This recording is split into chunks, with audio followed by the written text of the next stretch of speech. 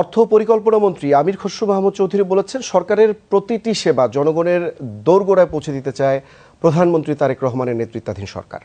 এতে জনগণের সময়ের পাশাপাশি অর্থ ব্যয়ও কমবে।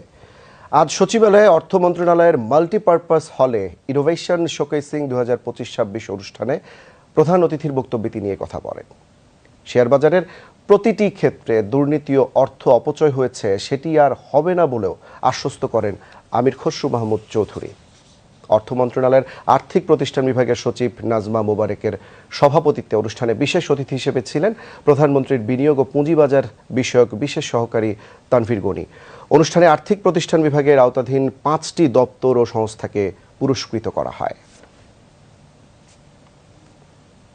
আমরা সিদ্ধান্ত নিয়েছি বাংলাদেশকে যত তাড়াতাড়ি সম্ভব উইদাউট ওয়েস্টিং এ মোমেন্ট সমস্ত দেশটাকে ডিজিটালাইজেশন করতে হবে। এই জন্য আপনার বাজেটে খেয়াল করেছেন, আমাদের অ্যালোকেশনে কিন্তু এভরিবডি ওয়াজ ইনক্লুডেড, এভরিবডি, কেউ বাকি নেই। এই যে ইনক্লুসিভনেস, আপনি খালি অর্থনীতিতে আনলে হবেন না, এই যে মানুষের দুয়ারে সার্ভিস পৌঁছানোর ব্যাপারে যদি আমরা করতে না পারি তাহলে কিন্তু এগুলো কোনো সুযোগ নেই। প্রত্যেকটি মানুষকে বাংলাদেশের অর্থনৈতিক বলেন, রাজনীতি বলেন, সমাজ বলেন, কর্মকাণ্ডের সাথে সম্পৃক্ত করতে হলে টেকনোলজির কোনো অল্টারনেটিভ নাই এই মুহূর্তে।